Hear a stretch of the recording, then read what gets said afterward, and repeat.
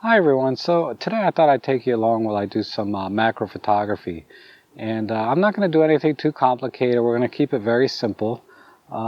So in terms of gear, I'm not using a macro lens or anything. All I have today is my EM10 Mark II, my 40 to 150 kit lens. Okay, this is the f4 to f5.6R.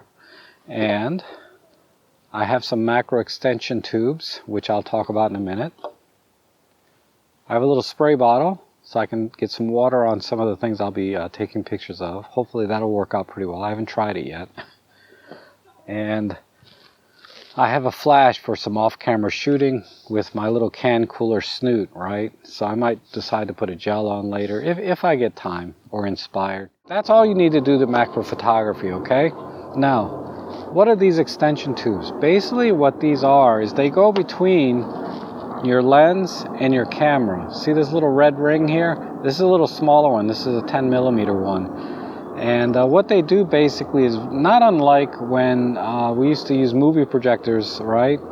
We would project the movie onto the wall, and if you wanted the picture bigger, you would move the projector back or further away from the wall. And that's what these extension tubes do, is they move the lens, which is effectively projecting the image onto the wall or the sensor, right? So as it moves the lens away from the sensor, it's magnifying the image. So you're going to get a certain amount of magnification depending how far away. So in theory, you know, you can add another extension tube to move the lens even further away, but then you run into some other problems that we'll talk about in just a second. But that's basically all these extension tubes do. Now the ones I'm using, these are Mikey, but they come in all different brands. I think the most recent ones I've seen are the Newers. But this is a two-piece all-metal extension tube kit with the electrical contacts. So I'm going to maintain all of the EXIF data and autofocusing when I use these with whatever lens I put on here, okay? You can put any lens on top of these extension tubes, but again, with some caveats, okay? Now, I got two of these. I got a 16 and a 10 millimeter together as a kit for like 20 bucks, something like that. So this is really the easiest way to get into macro photography without buying like a $500 lens, you know, that 60 millimeter f2.8 from Olympus. And you can get them used all day long for like $300, but still 20 bucks, right? All right, so let's talk about the lens selection, okay, and the lenses you would use with an extension tube. Now, generally speaking, you want to be at 40 millimeters or higher, okay, when you use extension tubes. Because what happens when you put an extension tube on is you can now, like this lens normally without an extension tube would be, say, a meter to a meter and a half. I forget the exact minimum focusing distance, but this lens will not focus any closer than this, right? If you try to focus up here, it just won't. So by adding this extension tube, it's magnifying the image, but it's also changing the optics so that now your focusing distance can be this close. Okay, so you can get really, really close to the object, maybe this.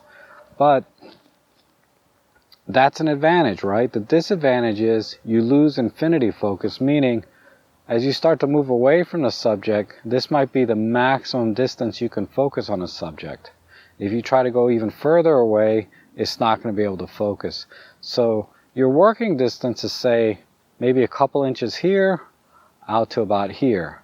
So you might have 6 to 12 inches, you know, of working distance when you're using these extension rings. So what happens is basically any lens you put on these extension rings makes it a dedicated macro lens, okay?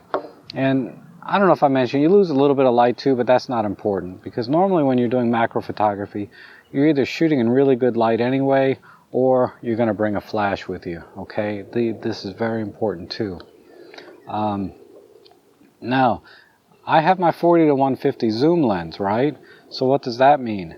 I can zoom out, you would think I could zoom all the way out to, say, 150 millimeters and get some crazy, magnification going on, right? But no. In reality, what I found was no matter what focal length I put this lens at, the magnification doesn't change very much. It's actually really, really good between 40 and 60. It's kind of like the maximum magnification I was able to get out of this. But going out past 100 to 150, the magnification was actually looked a little bit less to me. And I'll do another video on the math behind that, like how much magnification you're actually getting. But long story short, the only thing I gain by extending this lens out to 100 to 150 is I'm getting a little bit better working distance with respect to that range, right? So I don't have to get this close to the subject. It won't focus this close, but it might focus at about this range or this range. It might even focus this far. I'll have to test that. But now I don't have to get so close to the subject, because sometimes you can't get any closer. Maybe you're behind a fence, or you know, maybe it's a pack of wild bees with knives. I don't know, but you don't want to get too close to some things, right? Let's go ahead and just start taking some pictures, okay, and see what we can do. So I'm going to start out with the 40 to 150 with a 10 millimeter extension ring and see what kind of pictures we can get. I'm going to be an aperture priority. And what I'm going to do is I'm at 40 millimeters, okay, at, let's start at f5.6. And what I'm going to do is I'm going to move the lens back and forth while I'm looking at the live view until I see it kind of in focus. And that'll give me roughly the working range, right?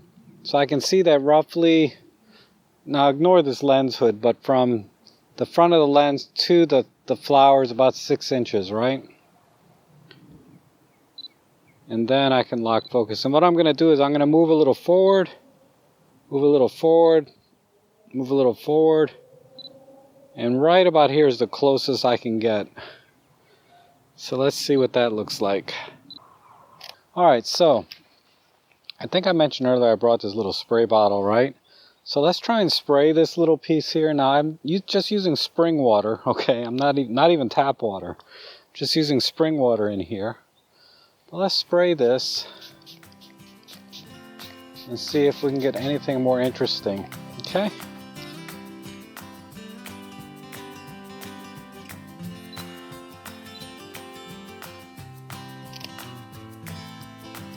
Yeah, that's kind of cool, okay? Alright, now let's add off-camera flash. So I have to go into manual mode. And if you saw my last video on, flower photography tips, it was mostly about using off-camera flash, right? So I have my SB800, I have my little snoot here, my can cooler snoot. And this is pretty powerful flash compared to my other flash that I usually bring, which I broke right after that flower photography video, my little 6-can. I'm gonna get another one, but till then I'll just have to lug this brick around. Okay, I'm gonna set this to 1/32 power to start. And my shutter speed, let's see, I'm gonna put this at 250, and let's check the EV meter now. We're at about minus 0.7 stops. So I want to be just a little over 3 stops underexposed. This is normally how I like to shoot. So I'm rolling the shutter down to, looks like f13. f14 gets me there. So I noticed when I use these extension tubes with this lens, I get a lot of false positives on the focus. Oh, that looks really good. Okay, let's move over and see what other kind of flowers we can get pictures of. And then swap out the 10 for the 16.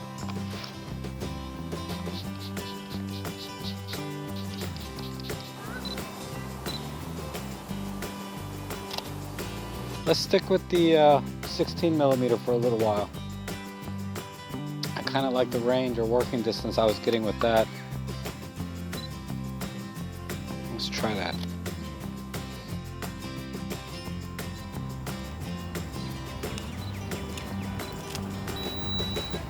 Okay everyone, that pretty much wraps it up. I hope you enjoyed going along with me while I did some macro photography shots.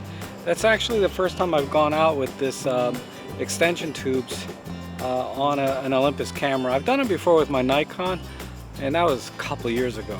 And that's really the last time I've done any macro photography shots. But I kind of knew what to expect by putting this on. But a couple of things I didn't expect, it really gave me a lot of false positives on the focusing. So if you go out and you try this, just like my birds in flight video, take a lot of pictures and hopefully you'll get a few keepers. I think what happens is when you add these extension tubes, you lose a little bit of contrast from the native lens.